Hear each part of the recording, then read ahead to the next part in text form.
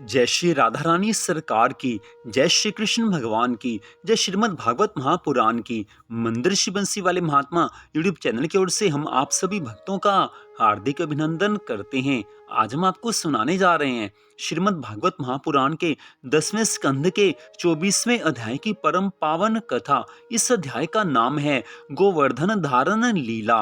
बोल श्री राधा कृष्ण भगवान की जय। बोल श्रीमद् भागवत महापुराण की जय।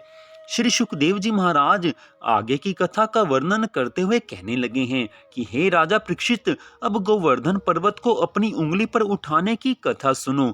ब्रज मंडल में प्रतिवर्ष कार्तिक मास के कृष्ण पक्ष की चतुर्दशी तिथि को सब ब्रजवासी 56 प्रकार के पकवान व्यंजन बनाकर देवताओं के राजा इंद्र की पूजा किया करते थे। अतः जब वह शुभ दिन आया तब ब्रजवासियों ने इंद्र की पूजा के लिए अपने अपने घरों में भांति भांति के मेवा मिष्ठान बनाने आरंभ किए हैं।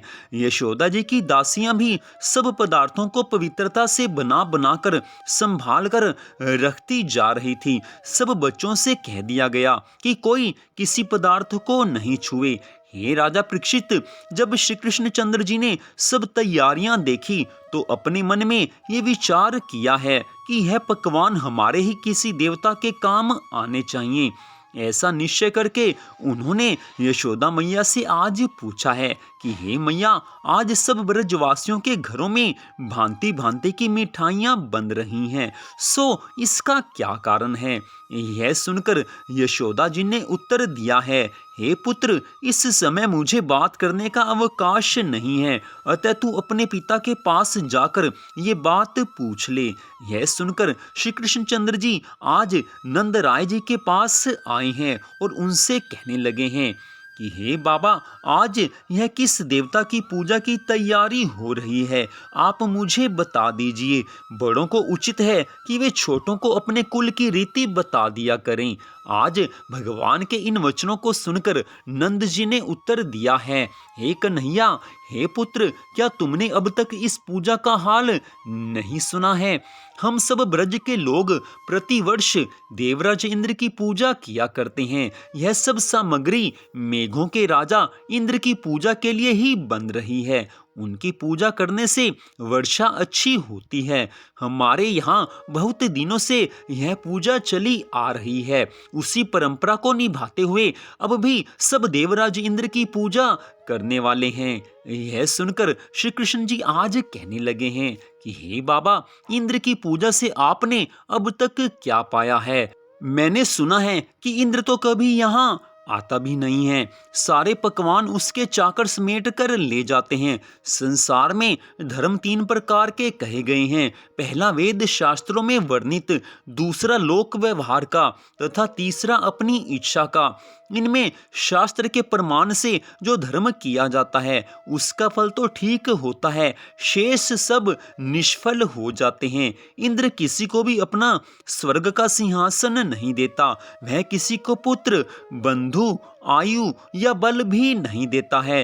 वह स्वयं ही युद्ध में दैत्यों से हार जाता है। उस समय दूसरे देवता उसकी सहायता को जाते हैं। अतः ऐसे निर्बल की पूजा करने से आपको क्या मिलेगा। वर्षा होने की बात भी कुछ सही नहीं है। सूर्य देवता 8 महीने तक पृथ्वी का जल सोखते हैं। वही जल 4 महीने बरसता है। उसी के द्वारा अन्न, घास आदि की उत्पत्ति होती है। अतः हे बाबा, हम वैश्य वर्ण के हैं तथा हमारे यहाँ बहुत सी गायें हैं। गायें ही देवता हैं, अतः हमारा नाम ग्वाला पड़ा है। हमारा कर्म खेती, व्यापार तथा गौ ब्राह्मणों की सेवा करने का है। अपने वर्ण का धर्म कभी नहीं छोड़ना चाहिए। जो लोग अपने धर्म को छोड़कर दूसरे का धर्म ग्रहण करते हैं उन्हें ऐसा समझना चाहिए जैसे कुलवती स्त्री अपने पति को छोड़कर पराये पुरुष के पास रहे। इसलिए हे बाबा, यदि आप मुझ बालक का कहना माने तो गोवर्धन पर्वत की पूजा करें। ब्रज में गोवर्धन ही बादलों को रोककर वर्षा करते हैं। इसी पर्वत के वनों में चरकर हमारे गऊ और बछड़े पलते हैं। उन्हीं के दूध, दही और घी से हम सबकी आजीविका चलती है। अपने पालनकर्ता को राज्य देवता मानना चाहिए, इसलिए आप गोवर्धन पर्वत का पूजन कीजिए तथा उन्हें भोग लगाकर गौ, ब्राह्मण और सब ब्रजवासियों को भोजन करवाइए। इससे अन्य वर्षों की अपेक्षा इस बार अधिक वर्षा होगी। श्री श्याम सुंदर जी के ऐसे वचन सुनकर नंद, उपनंद आदि ने प्रसन्न होकर परस्पर इस प्रकार कहा है कि कन्हैया ने जो बात हमसे कही है वह कुछ उचित तो मालूम होती है। सब लोग यदि राजी हो जाएं तो अगली बार गोवर्धन की पूजा ही कर लें। इस प्रकार का निश्चय करके नंद राय जी ने सब गांवों में ढिंढोरा पिटवा दिया कि कार्तिक शुक्ला प्रतिपदा के दिन सब लोग गोवर्धन पर्वत की पूजा करने के लिए चलेंगे। हे राजा परीक्षित, नंद उपनंद की इस आज्ञा को सुनकर सब लोगों को अत्यंत प्रसन्नता हुई है। तब सब ग्वाल बालों ने अपनी अपनी गायों तथा बछड़ों के शरीर सींग पूंछ रंगकर उनके गले में घंटे बांध दिए और अनेक प्रकार के मोर पंखों के आभूषण बनाकर उन्हें सुंदर सजाया है। तदनंतर कार्तिक मास के शुक्ल पक्ष की प्रतिपदा तिथि के दिन सब ब्रजवासियों ने स्नान करके बैलगाड़ियों में सारी सामग्री रख ली है। फिर सब स्त्री पुरुष बालक रंग बिरंगे सुंदर आभूषण पहन नंद तथा वृषभानु आदि के साथ गोवर्धन पर्वत की पूजा करने के लिए चल पड़े हैं।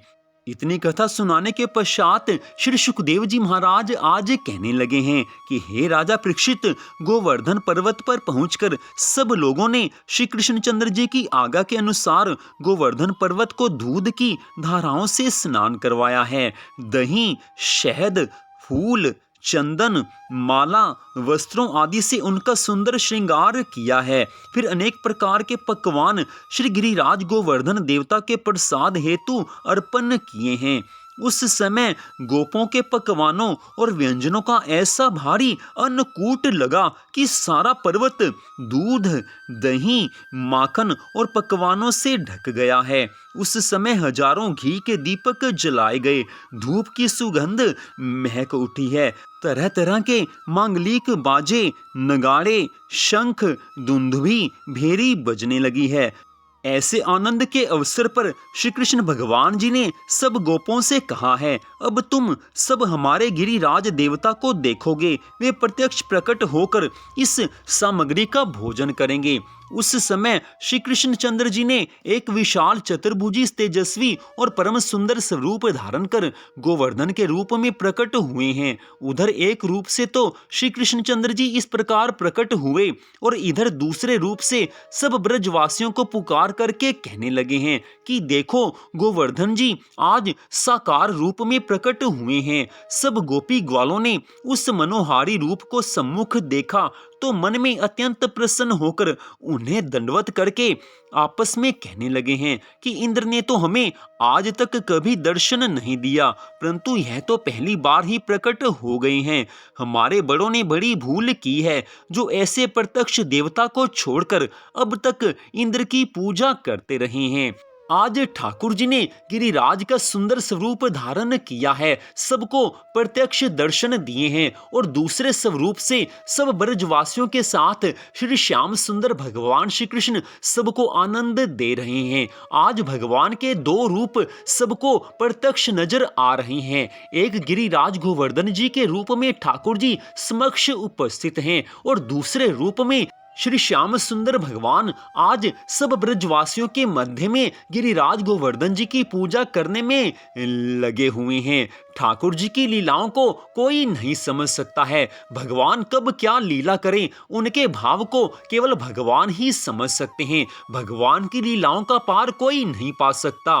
त्रिलोकी भर में केवल एक ही है जो भगवान श्री कृष्ण जी की लीलाओं का पार पा सकती हैं और वो है श्री राधा रानी। भगवान की लीलाओं का पार केवल राधा रानी ही पा सकती हैं, लेकिन राधा रानी की महिमा का पार भगवान श्री कृष्ण नहीं पा सकते। राधा रानी की महिमा तो देखिए कि श्रीमद् भागवत महापुराण की इस कथा में श्री सुखदेव जी महाराज ने कहीं भी राधा रानी का नाम नहीं लिया, लेकिन विश्व भर में, त्रिलोकी भर में जब जब श्रीमद् भागवत महापुराण की दिव्य कथा सुनाई जाती है, तब तब राधा रानी का किसी न किसी तरह से बीच में उल्लेख हो ही जाता है। तो राधा रानी की महिमा का वर्णन हो ही नहीं सकता। राधे राधे कहकर ही अपने जीवन को संवारा जा सकता है। फिर से श्रीमद् भागवत महापुराण की कथा में प्रवेश करते हैं। आज श्री सुखदेव जी महाराज आगे की कथा का वर्णन करते हुए कहने लगे हैं कि उस समय श्री कृष्णचंद्र जी ने सब गोप ग्वालों से कहा है कि तुम लोग इनको अपने हाथों से पकवान दो तो ये स्वयं हाथ बढ़ाकर खा लेंगे। ये सुनकर सब ग्वालों ने भोजन गिरिराज को दिया तो आज गिरिराज गोवर्धन महाराज अपने हाथ बढ़ाकर उसे उठा उठाकर खाने लगे हैं। यह देखकर नंद, उपनंद, वृषभानु आदि सभी ग्वाले अत्यंत प्रसन्न होकर आज गिरिराज महाराज जी की जय जयकार करने लगे हैं। गिरिराज भगवान की जय हो, बोल गिरिराज भगवान की जय हो, बोल गिरिराज भगवान की जय हो। सब जय जयकार करने लगे हैं। फिर सब गोपों ने श्री कन्हैया जी के कथना अनुसार सब सामग्री अपने छकड़ों में लाद ली और दूध के बड़े बड़े कलश, चंदन, रोली, हल्दी, केसर, पुष्प छिड़कते श्री गिरिराज महाराज की परिक्रमा करने को चले हैं। रास्ते में वे सब ब्रजवासियों, ऋषि मुनियों, गायों और मोर बंदरों को प्रसाद लुटाते जाते थे। बाजों की ध्वनि और दीपकों और अगर चंदन आदि के पात्रों के साथ श्री गिरिराज महाराज की यह 7 कोस की परिक्रमा पूर्ण करके गोपों ने लौटकर पुनः श्री गिरिराज महाराज जी का पूजन किया है और उनके अंग स्वच्छ वस्त्रों से पोंछकर श्री गिरिराज देवता का अति सुंदर श्रृंगार सजाया है। हे राजा परीक्षित, भोजन करने के पश्चात जब गिरिराज महाराज अंतर ध्यान हो गए तब नंद जी ने सब ब्राह्मणों, गायों, बछड़ों और गोपी ग्वालों को छककर भोजन करवाया है। फिर सब बचे हुए ग्वाल बालों सहित आपने भी भोजन किया है। फिर वे सब ब्रजवासी अत्यंत प्रसन्न होकर मंगलाचार करते हुए गौओं और बछड़ों के सहित अपने अपने घर लौट आए हैं। उसी दिन से समस्त विश्व में गोवर्धन पूजा अर्थात अन्नकूट प्रसिद्ध हुई है, जिसे लोग दीपावली के दूसरे दिन घर घर में मनाते हैं। श्री गिरिराज जी की पूजा करने से घर में अन्न और धन की कमी नहीं रहती है। तो इस प्रकार श्रीमद् भागवत महापुराण के 10वें स्कंद के 24वें अध्याय की इस कथा का यहीं पर विश्राम होता है। तो मंदिर श्री बंसी वाले महात्मा यूट्यूब चैनल की ओर से आज की इस कथा को सुनने के लिए आप सबका हार्दिक धन्यवाद। भगवान श्री राधा कृष्ण जी की श्रीमद् भागवत महापुराण की अनंत कृपा सदा आप सब पर, आपके परिवार पर बनी रहे, इसी मंगल कामना के साथ जय श्री राधा रानी सरकार की, जय श्री कृष्ण भगवान की, जय श्री गिरिराज गोवर्धन महाराज की, जय श्रीमद् भागवत महापुराण की, जय श्री सुखदेव जी महाराज की, जय माघ मास महात्म्य की। जय जय श्री राधे, जय जय श्री राधे, जय जय श्री राधे श्याम।